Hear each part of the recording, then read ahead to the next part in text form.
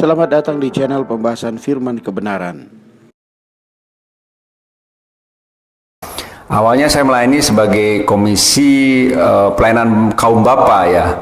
Kemudian akhirnya saya diangkat menjadi majelis mengurusi kaum bapa juga di gereja tersebut selama 2 periode, di mana satu periode ini berjalan selama 4 tahun. Dari dulu saya agak terganggu dengan masalah doktrin yang dianut oleh gereja di mana saya bergereja.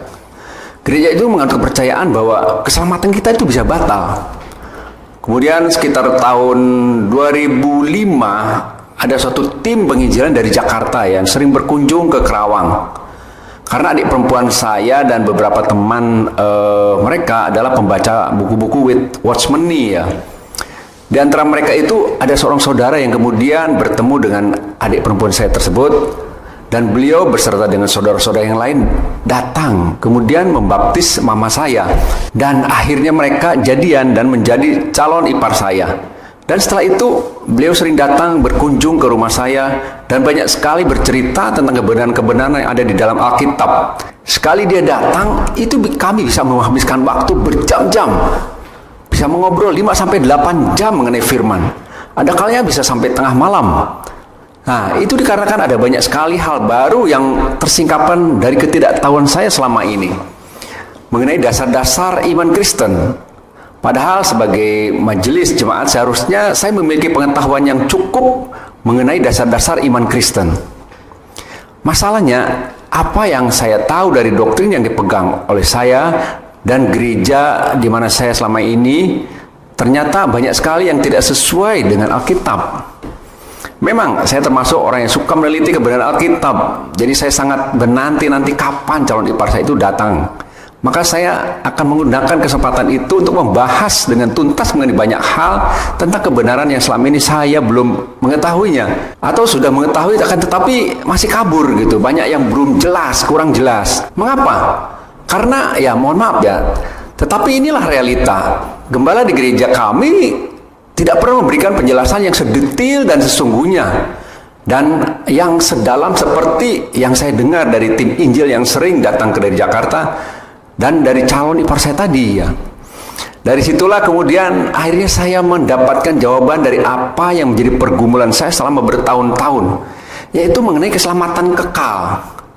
Nah, calon ipar saya inilah yang menjelaskan dengan teliti, dengan sangat detail mengenai keselamatan orang percaya, bahwa yang sekali untuk selamanya oleh karena penebusan Kristus. Bahkan saya mendapatkan penjelasan yang lebih dalam lagi mengenai keselamatan lengkap Allah yang sebelumnya saya tidak ketahui, yaitu keselamatan di aspek yuridis atau yudisial ya, untuk menggenapkan tuntutan keadilan Allah oleh karena kematian Kristus di atas salib, di mana melalui itu kita telah dibenarkan, dikuduskan ya, diampuni, kemudian didamaikan dengan Allah sekali untuk selamanya. Tidak bisa ditarik dan tidak bisa batal karena itu sifatnya kekal ya. Mendengar ini saya sangat-sangat exciting sekali. Puji Tuhan, tidak hanya sampai di situ ya saudara-saudari. Keselamatan Allah di dalam Kristus bukan hanya secara yudisial yang telah selesai di atas salib, tetapi ternyata Allah di dalam Kristus ya mengerjakan keselamatan sempurna di aspek organik, yaitu secara progresif dia menjadi pengalaman kita, kelahiran kembali, penggembalaan, pengudusan secara watak ya, pembaharuan, pengubahan, pembangunan, penyerupaan, dan sampainya akhirnya pada pemuliaan kita ya saudari. Inilah yang dikatakan keselamatan lengkap Allah yang selama ini saya tidak ketahui. Wow, mendapatkan kebenaran ini bagi saya sungguh suatu hal yang sangat luar biasa dalam hidup saya. Seperti yang dikatakan Yohanes 8 ayat 32, bahwa kebenaran itu akan memerdekakan kita. Ya, kebenaran ini memerdekakan saya. Bagi saya ini adalah suatu pengalaman akan firman yang mengubah hidup kerohanian iman Kristiani saya. Sebab selama ini yang saya yakini adalah pokoknya saya asal percaya suatu saat nanti begitu meninggal kita akan masuk surga. Itu saja. Tidak tahu bahwa memang keselamatan itu tidak bisa batal. Akan tetapi kita harus bertumbuh dalam hayat. Seperti yang sudah dikatakan dalam aspek organik keselamatan untuk membangun tubuh Kristus ya, yang adalah hasrat hati Allah di balik keselamatan yang kita peroleh ya saudara. Jika kita tidak bertumbuh di dalam hayat, nah, satu lagi hal yang membuat saya terperangah, apalagi ini tentang hayat ini. Ini juga hal yang baru bagi saya, yang saya ketahui di dalam pemulihan Tuhan, yaitu jika kita tidak bertumbuh hingga matang di dalam hayat, maka kita akan didisiplinkan nantinya, yaitu di luar kerajaan pahala 1000 tahun yang akan datang. Dan di sanalah akan terdapat ratap tangis dan kertak gigi. Yang dulu juga saya tahu ini adalah neraka Gehenna, yaitu lautan api dan belerang. Tetapi ternyata itu adalah pendisiplinan di luar kerajaan 1000 tahun. Dan setelah yang tidak matang ini didisiplinkan, maka kita semua baik yang berbagian dalam kerajaan pahala meraja bersama Kristus di dalam kerajaan 1000 tahun, dan yang didisiplinkan semuanya akan masuk ke dalam, atau lebih tepatnya akan menjadi Yerusalem baru. Wah, ini kebenaran. Ini benar-benar tidak ada di mana-mana. Saya belum pernah mendengar ini sebelumnya ya. Dan di poin inilah yang menjadi titik tolak perpalingan saya ke dalam pemulihan Tuhan, yaitu menempuh kehidupan gereja yang normal. Akhirnya saya memberi diri saya dibaptis Islam, seperti kebenaran firman, yaitu seperti Tuhan Yesus dibaptis. Sebab saya dibaptis waktu itu masih kecil, dengan dipercik. Yang ternyata menurut Alkitab, ini bukanlah suatu praktek baptisan yang sebenarnya. Bagaimana cerita di dalam proses perpalingan saudara Berman? Apakah lancar-lancar saja ataukah ada kejadian-kejadian yang istimewa? Ya, proses perpalingan saya sebenarnya tidaklah semulus dan selancar seperti cerita saya tadi ya. Sebab ketika saya mulai nampak kebenaran demi kebenaran yang saya nikmati, dan ketika saya mengambil keputusan untuk melangkah menempuh jalan pemulihan Tuhan, ternyata malah saya diangkat, atau tepatnya saya terpilih kembali menjadi majelis jemaat untuk periode yang kedua 4 tahun berikutnya. Inilah yang menyebabkan calon ipar saya yang waktu itu sudah menikah dengan adik saya itu menjadi jarang datang ke Kerawang lagi ya. Saya juga mengerti karena beliau sudah berkontak dengan saya dan memberikan buku-buku ke saya. Itu selama kurang lebih 2-2,5 tahun. Akhirnya bukannya berpaling, malah saya kembali menjadi majelis jemaat di mana saya bergereja di sana.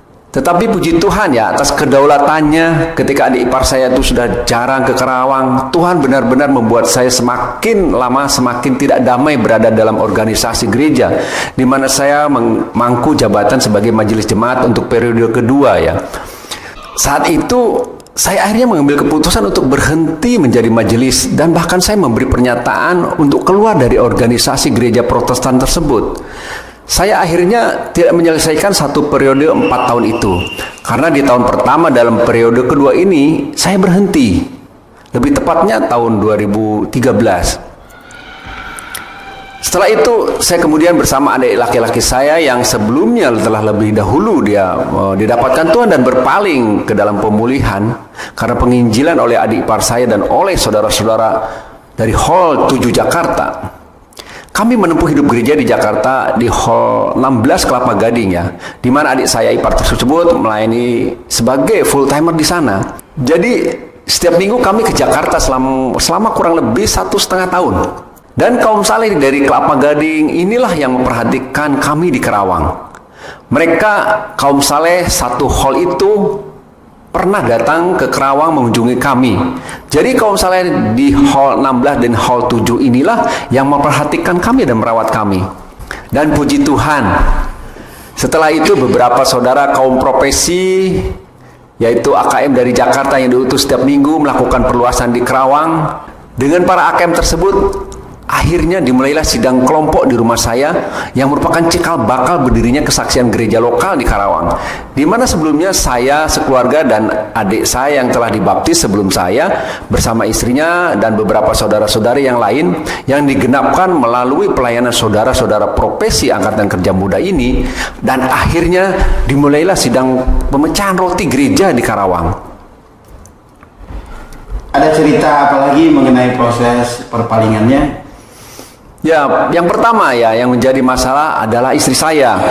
Sebab beliau itu dari agama seberang ya, yang menerima Tuhan karena saya. Nah, istri saya ini protes keras karena keputusan saya untuk meninggalkan gereja yang semula. Keputusan saya membuat istri saya bingung ya.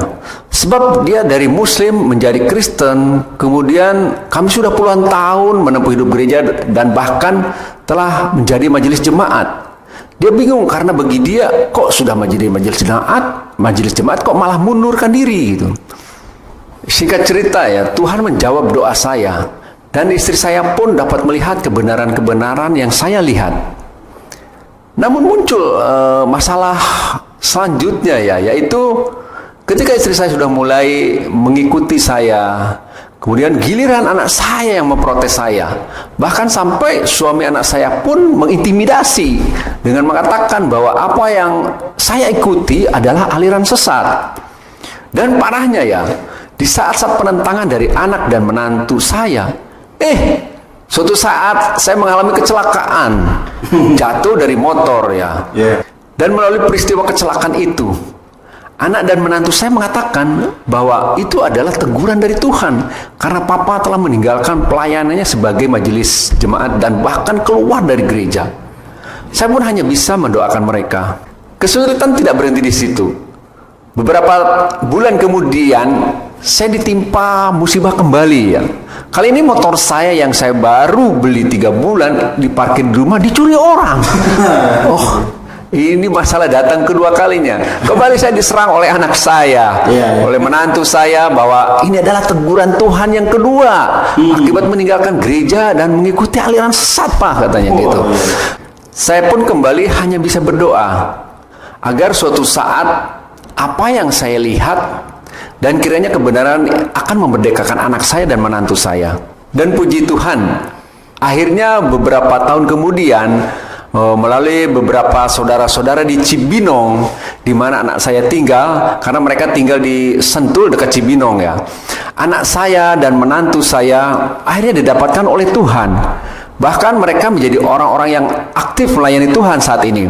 Bahkan menantu saya yang paling menentang, akhirnya suatu saat sempat melayani di Cibinong sebagai full timer mandiri ya. Bahkan ibu dari menantu anak saya pun sudah menempuh hidup gereja. Puji Tuhan atas perkara yang luar biasa ini.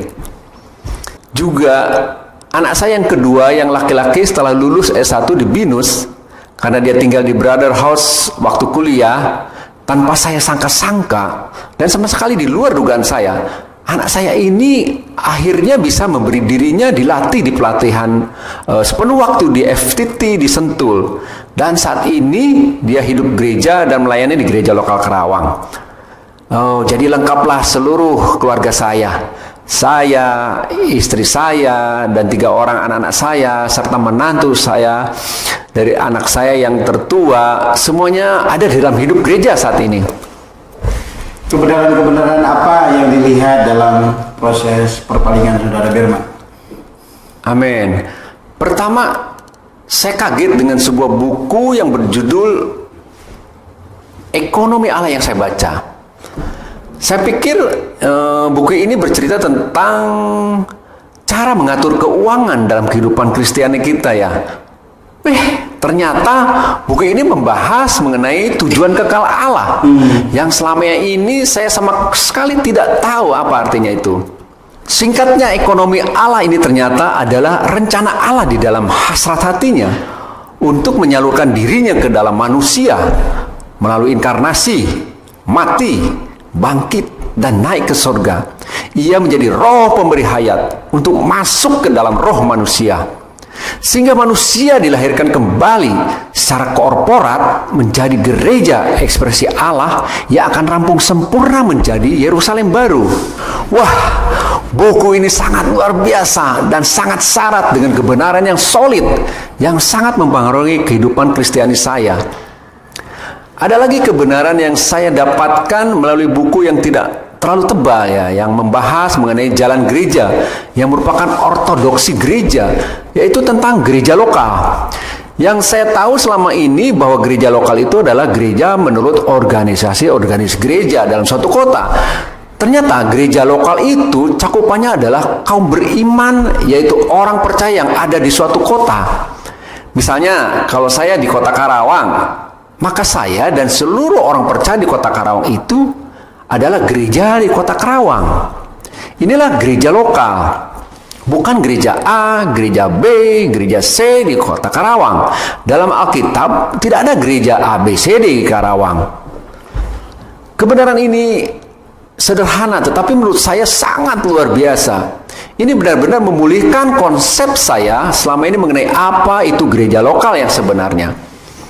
Kemudian saya cerita sedikit mengenai praktek menyeru nama Tuhan yang dipraktekkan dalam pemulihan Tuhan ya, tetapi tidak dipraktekkan dimanapun.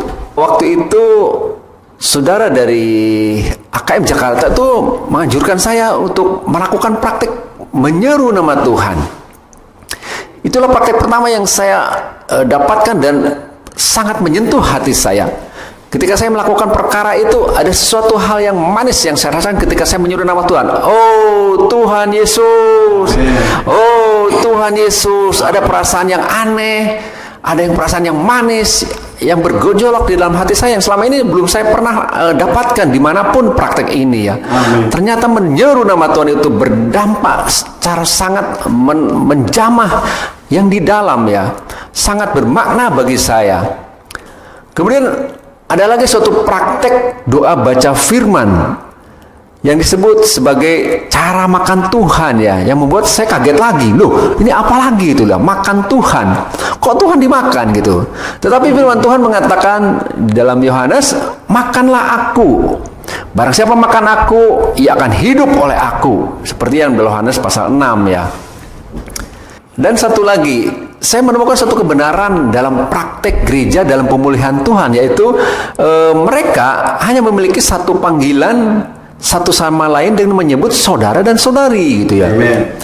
Tidak memanggil pendeta atau yang lainnya gitu. Asalkan seseorang itu perempuan, maka mereka dipanggil saudari. Amen. Asalkan seorang itu adalah laki-laki, maka mereka dipanggil saudara. Amen. Oh, ini sungguh sangat indah gitu ya. Inilah ekspresi yang real dari kasih persaudaraan dalam suatu hidup gereja yang normal. Kemudian apa harapan Saudara Berman kepada yang menyaksikan kesaksian ini? Amin. Kiranya kesaksian saya ini membawa kita dapat melihat ya kebenaran-kebenaran yang hakiki yang seharusnya kita lihat dan menjadi visi yang mengendalikan kita. Kalau kita hidup, jadilah orang yang percaya Tuhan Yesus agar kita memperoleh keselamatan kekal. Dan jika Anda telah menjadi orang Kristen, maka jadilah pemenang. Menang dari agama, menang dari tata cara atau aturan tradisi dan hukum Taurat yang dibalik itu. Menang dari konsep alamiah dan menang dari segala sesuatu yang bukan Kristus. Terima kasih atas kesaksiannya yang luar biasa, Saudara Berman. Terima kasih. Tuhan Yesus memberkati. Amin. Amin. Puji Tuhan.